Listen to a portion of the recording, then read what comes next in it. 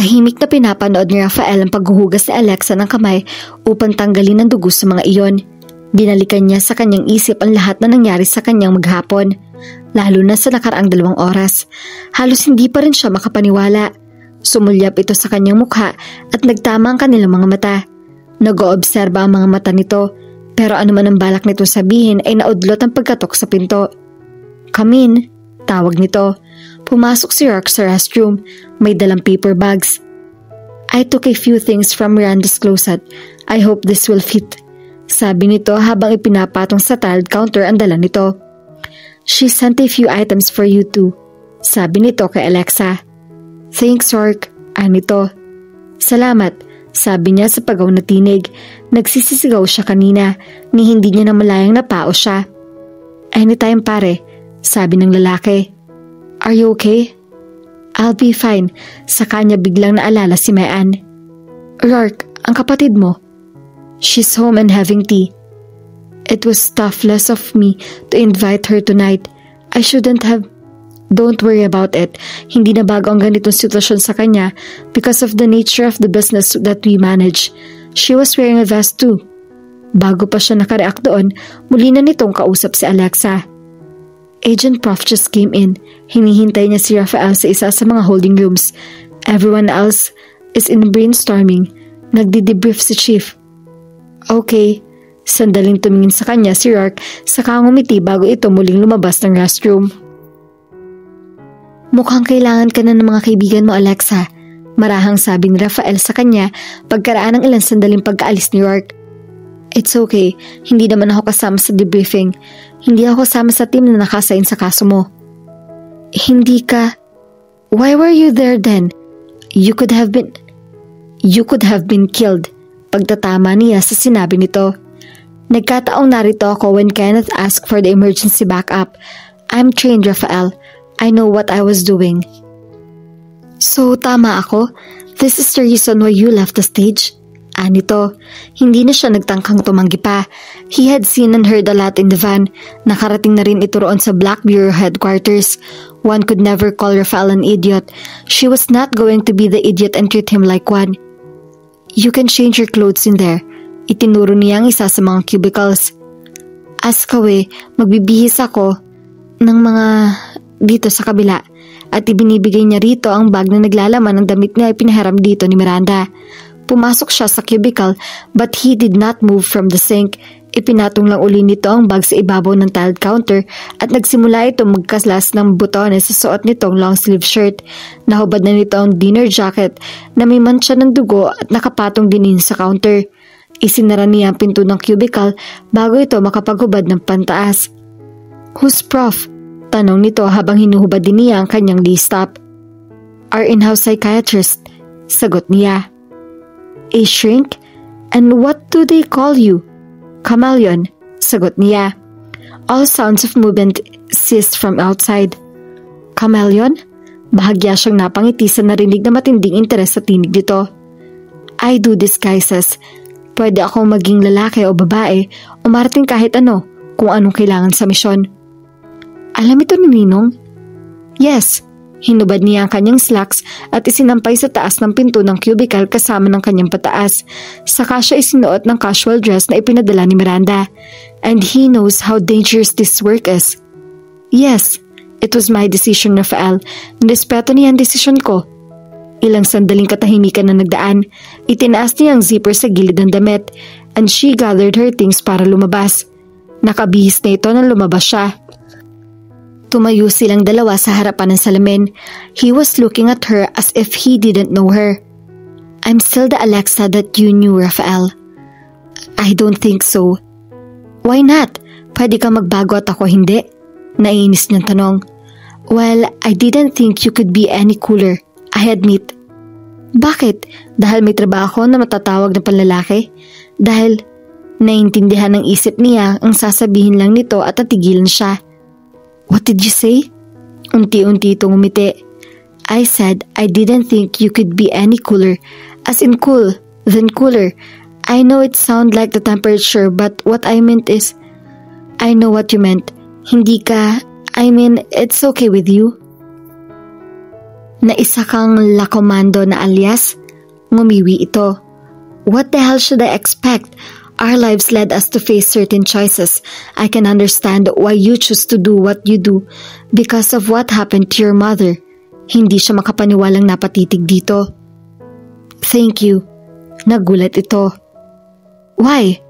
For understanding me. What's not to understand?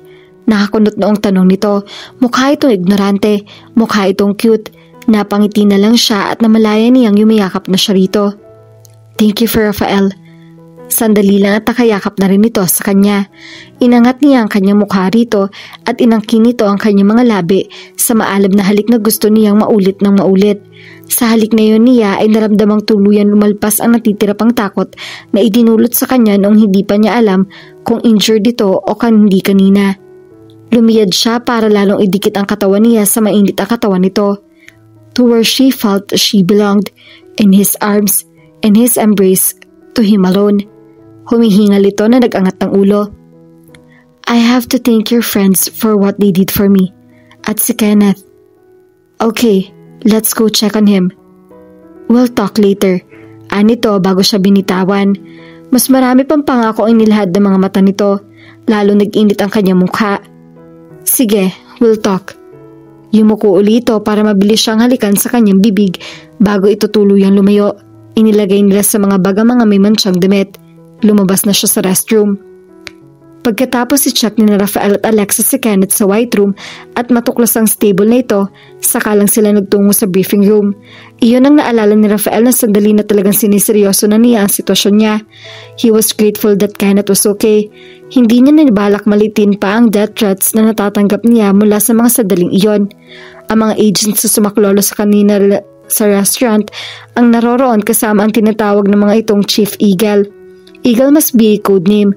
The man looked slightly familiar but he couldn't place him at first. Nakinig na lang muna siya sa sinasabi ni Rourke na mukhang leader ng team. Ang huling letter na dinala na Alexis sa lab ng mga ito ay malinis at walang prints. Ang mga nahuling tagtangkang pumatay sa kanya sa restaurant ay binayaran lamang gamit ang isang middleman na sa mga sandaling iyon ay nakakustodiya rin sa mga ito.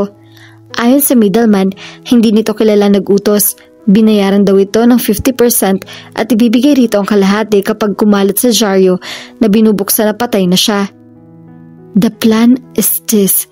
Ilang dyaryo bukas ang magbabalita ng kamatayan mo, sabi sa kanya ni Rourke. That way, matutuloy ang pagbabayad ng salapi at doon natin siya hulihin.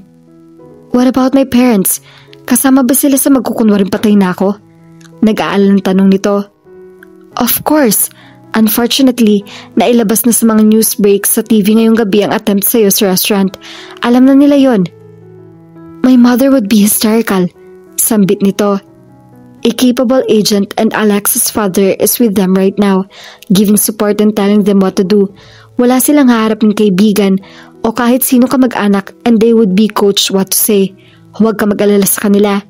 Marahan siyang tumango. So right now, ang alam ng media ay nasa ospital ka at itinatawid ang iyong buhay. But the family is withholding the information or your killer or killers will find you there.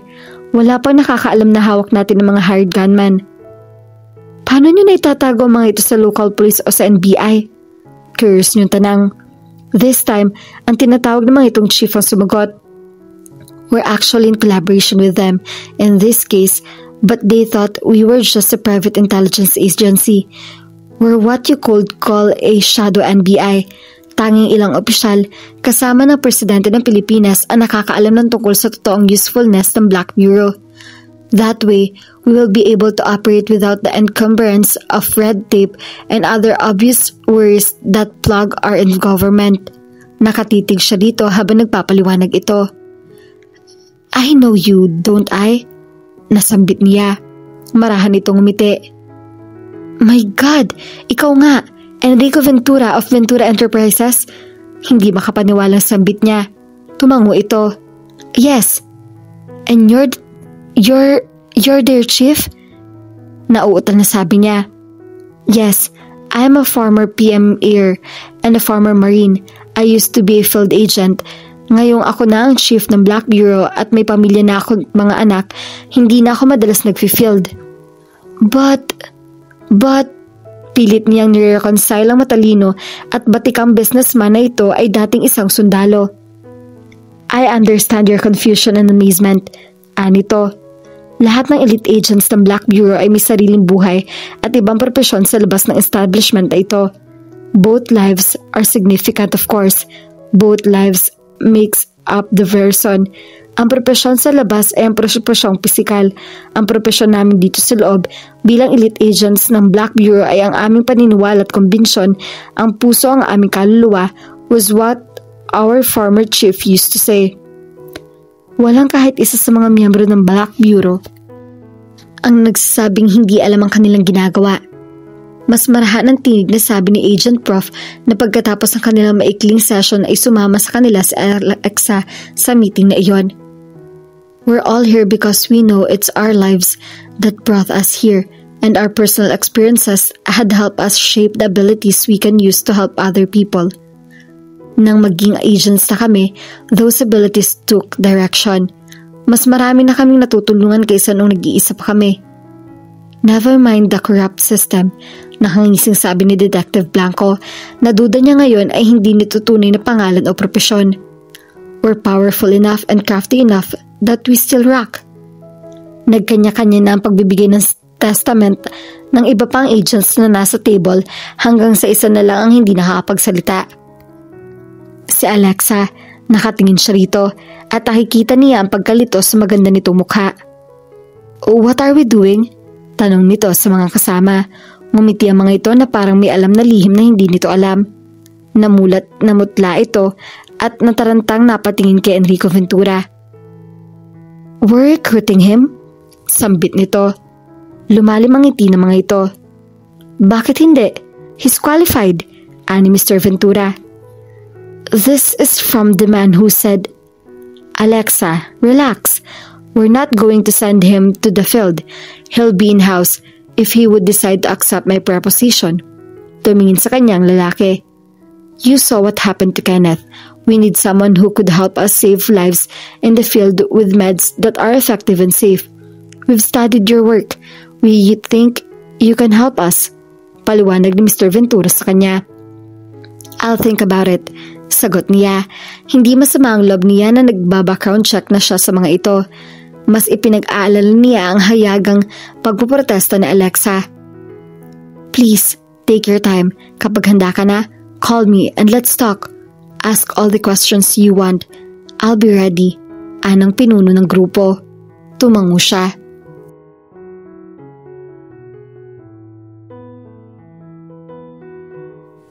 At dito na po nagtatapos ang ating kwento. Sabay-sabay po nating abangan ang susunod na kabanata. Maraming salamat po. God bless and stay safe.